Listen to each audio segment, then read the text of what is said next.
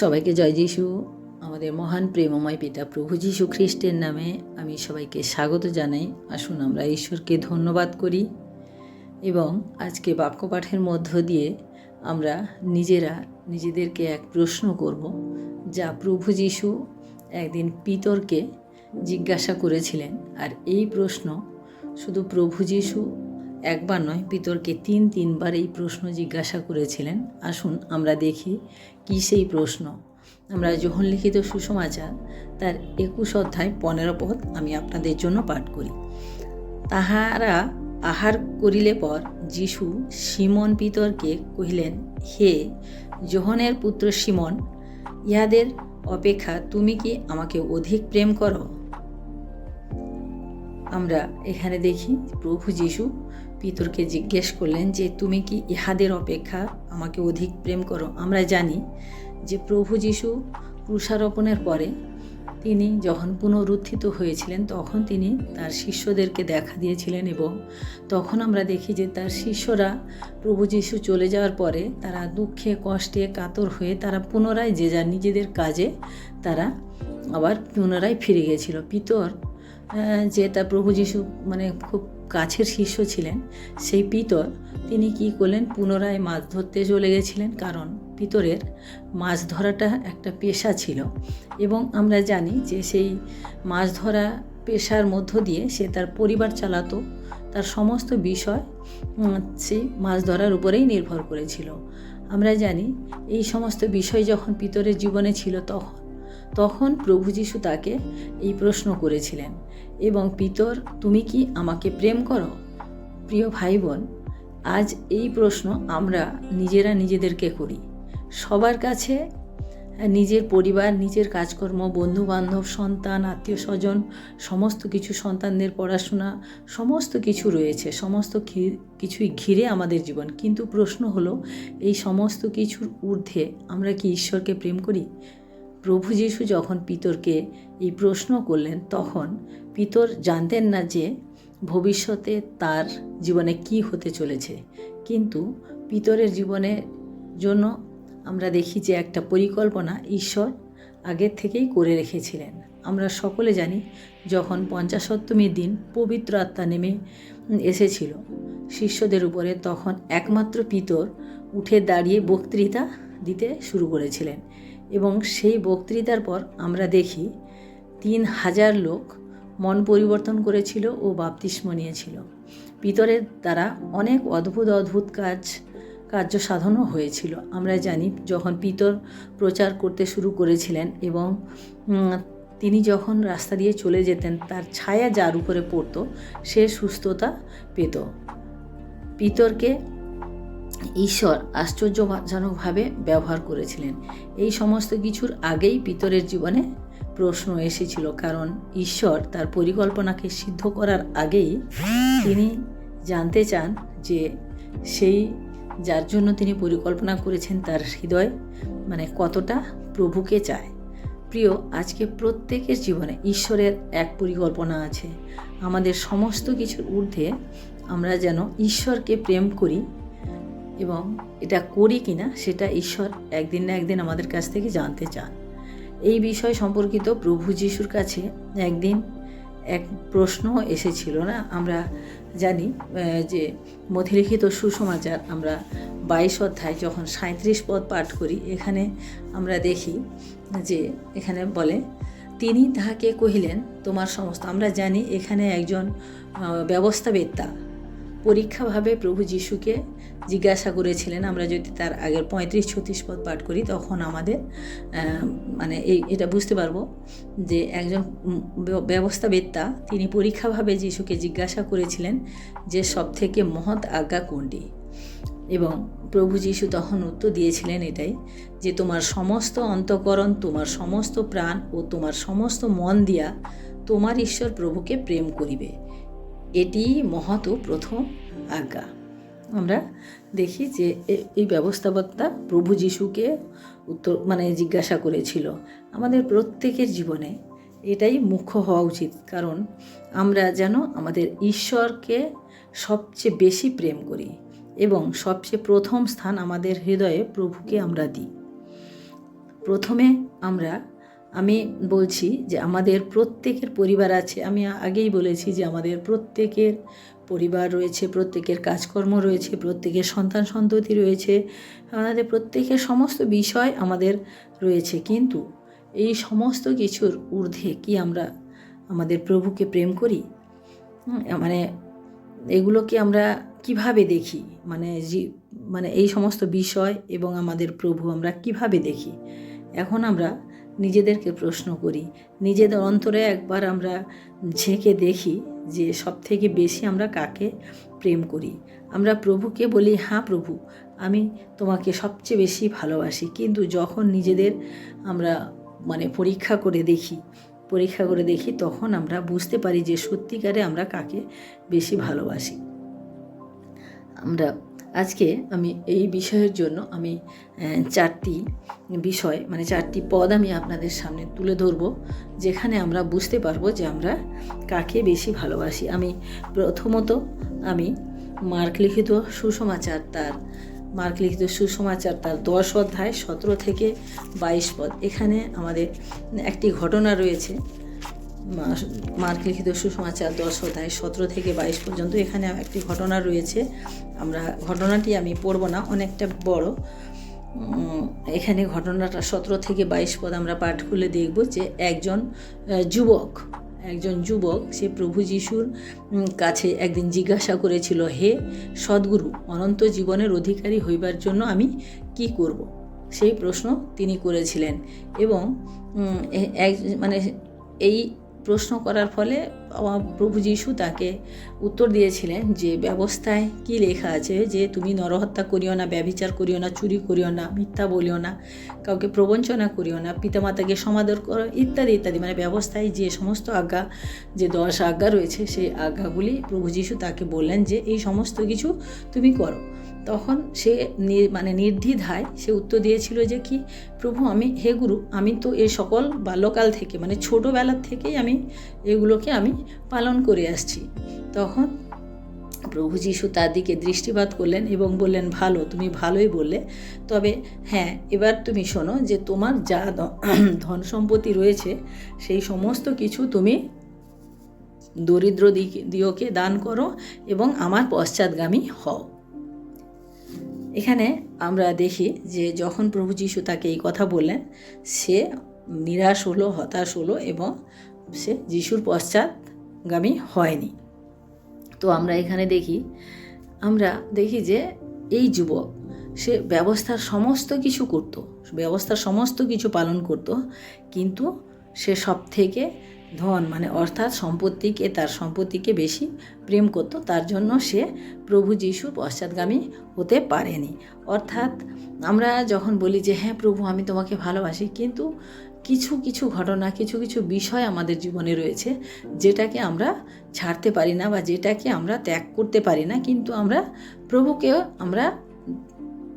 দূরে সরিয়ে রাখতে পারি, কিন্তু আমরা সেই জিনিসে প্রাধান্য দিই, যেমন এই যুবক করেছিল। আমরা মথিলিখিত সুসমাচার তার 6 অধ্যায় 24 পদে পাঠ করলে আমি এই ব্যাপারটাকে আরও বেশি আমরা সহজ করে পাবো। 6 অধ্যায় 24 পদ এখানে আমি আপনাদের জন্য পড়ছি। এখানে বলছে যে কেহই 2 কর্তা দাসত্ব করিতে পারে না, কেননা সে হয়তো একজনকে দ্বেষ করিবে আর একজনকে প্রেম করিবে, নয়তো একজনের প্রতি অনুরক্ত হইবে আর একজনকে তুচ্ছ করিবে। তোমরা ঈশ্বর এবং ধন উভয়ের দাসত্ব করিতে পারো না।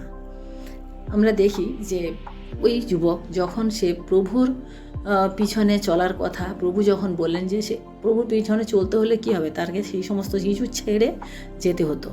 সে যখন ওটা ছাড়তে পারলো না, তাহলে সে অনন্ত জীবন যে আশাটা সে নিয়ে এসেছিল সেটা তার কাছে আর প্রাপ্য হলো না। আর এই 24 পদে আমরা পরিষ্কার হয়ে গেলাম যে আমরা কখনোই 2 কর্তার দাসত্ব করতে পারি না। দ্বিতীয়ত আমরা দেখি মথিলিখিত সুসমাচার তার 10 অধ্যায় 37 পদ আমি আপনাদের জন্য পাঠ করি। এখানে আমরা পাঠ করলে আমরা বুঝতে পারবো যে বিষয়টা কি। মথিলিখিত সুসমাচার তার 10 অধ্যায় 37 পদ। এখানে ঈশ্বরের বাক্য বলে, যে কেহ পিতা কি মাতাকে আমা হইতে অধিক ভালোবাসে সে আমার যোগ্য নয়, এবং যে কেহ পুত্র কি কন্যাকে আমা হইতে অধিক ভালোবাসে সে আমার যোগ্য নয়। অর্থাৎ এখানে কি বলেছে যে আমাদের মানে অনেক কিছু সম্পর্ক থাকবে না, আমাদের পিতা পুত্রের সম্পর্ক, মা বাবার সম্পর্ক, সন্তানের সহিত সম্পর্ক, অনেক সম্পর্ক থাকবে যে সম্পর্কগুলোকে আমরা মানে কি বলবো খুব মানে কাছের থেকে দেখি না। আমি আমার সন্তান ছাড়া আমি বাঁচবো না, সন্তান ছাড়া আমি চলতে পারবো না, আমার অনেকে আছে যে আমি আমার স্বামী ছাড়া আমি থাকতে পারবো না। এইরকম আমাদের অনেক রকম সম্পর্ক থাকে যে সম্পর্কগুলিকে আমরা খুব বেশি গুরুত্ব দিই। কিন্তু ঈশ্বরকে আমরা ধন্যবাদ দিই যে হ্যাঁ, তিনি আমাদেরকে এত সুন্দর সুন্দর সম্পর্ক দিয়েছেন। কিন্তু প্রিয়, আমাদের উচিত যে আমাদের সর্বপ্রথম সবার উপরে আমাদের প্রভুকে আমাদের স্থান দিতে হবে। আমি এই পদটিকে আরও ভালো করে দেখার জন্য লূক লিখিত সুসমাচার 14 অধ্যায় আমি 26 পদ পাঠ করি। লূক লিখিত সুসমাচার তার 14 অধ্যায় 26 পদ। এখানে বাক্য বলে যে, আমি পড়ছি, যদি কেহ আমার নিকটে আইসে আর আপন পিতা মাতা স্ত্রী সন্তান সন্ততি ভাতৃগণ ও ভগ্নীগণকে এমনকি নিজ প্রাণকেও অপ্রিয় জ্ঞান না করে তবে সে আমার শিষ্য হইতে পারে না। অর্থাৎ যারা প্রভুর শিষ্য হবে, প্রভু এখানে কি বলেছেন, যারা প্রভুর পশ্চাৎ চলবে, যারা অনন্ত জীবন পাওয়ার আশায় থাকবে, তারা কি বলছে যে এই মাতা পিতা মানে যেটা আমরা পড়লাম যে ঈশ্বরের মানে যে সম্পর্ক ঈশ্বর আমাদের জন্য তৈরি করে দিয়েছেন, আমাদেরকে দিয়েছেন, সেই সম্পর্ককে যখন আমরা ঈশ্বর থেকে অনেক বেশি প্রেফার করি, অনেক বেশি পছন্দ করি, তখন কিন্তু আমরা ঈশ্বর থেকে দূরে চলে আসি। আমরা তৃতীয়ত দেখি লূক লিখিত সুসমাচার তার 14 অধ্যায় 26 পদ আমি পাঠ করি যে ঈশ্বর মানে এখানে কি বলেছে যে শেষের দিকে যে এমনকি নিজ প্রাণকেও অপ্রিয় জ্ঞান না করে তবে সে আমার শিষ্য হতে পারে না। অর্থাৎ আমরা অনেক সময় নিজেকে আমরা অনেক বেশি ভালোবাসি, নিজেকে আমরা যে অনেক বেশি আমরা জানি যে নিজের ভালোর জন্য আমাদের নিজের শরীর, নিজের মানে সমস্ত কিছু নিজের করে আমরা অনেক সময় অনেক বেশি মানে ভালোবাসি, অনেক বেশি করি। কিন্তু ঈশ্বরের বাক্য আমাদেরকে বলছে যে আগে আমাদের সমস্ত কিছুর ঊর্ধ্বে আমাদের আগে ঈশ্বরকে আমাদেরকে স্থান দিতে হবে। কারণ ঈশ্বর যেটা আমাদের কাছ থেকে চান যে আমাদের সমস্ত অন্তঃকরণ, আমরা যে আগাতে পড়লাম যে সমস্ত অন্তঃকরণ, সমস্ত মন, সমস্ত প্রাণ দিয়ে আমাদের ঈশ্বরকে আগে আমাদেরকে প্রেম করতে হবে। যেটা পিতরকে তিনি জিজ্ঞাসা করেছিলেন যে তুমি কি আমাকে প্রেম করো? অর্থাৎ আমাদের প্রেমটা সেরকমই হওয়া উচিত যে আমাদের সমস্ত বিষয়, চতুর্দিকে যা কিছু রয়েছে সমস্ত বিষয়ের উপরে ঊর্ধ্বে আমরা ঈশ্বরকে প্রেম করি কিনা সেটা আমরা মথিলিখিত সুসমাচার তার 16 অধ্যায় 24 এবং 25 পদ আমি আপনাদের জন্য পাঠ করি। মথিলিখিত সুসমাচার তার 16 অধ্যায় 24 এবং 25 পদ আমি পাঠ করছি। এখানে ঈশ্বরের বাক্য বলে, তখন যীশু আপন শিষ্যদিগকে কহিলেন, কেহ যদি আমার পশ্চাৎ আসিতে ইচ্ছা করে তবে সে আপনাকে অস্বীকার করুক, আপন ক্রুশ তুলিয়া লুক এবং আমার পশ্চাৎগামী হোক। কেননা যে কেহ আপন প্রাণ রক্ষা করিতে ইচ্ছা করে সে তাহা হারাইবে, এবং যে কেহ আমার নিমিত্তে আপন প্রাণ হারায় সে তাহা পাইবে। অর্থাৎ আমরা নিজেদেরকে অস্বীকার করার কথা বলা হয়েছে। অর্থাৎ আমাদের জীবনে যখন অনেক কি বলবো তাড়না আসে আমাদের খ্রিস্টীয় জীবনে অনেক বেশি তাড়না আসে না, আমাদের কি বলবো সমাজ, আমাদের পরিবেশ, আমাদের সমস্ত কিছু আমাদেরকে একটা তাড়নার মধ্যে, আমাদেরকে যাতনার মধ্যে দিয়ে আমাদেরকে চলতে হয়।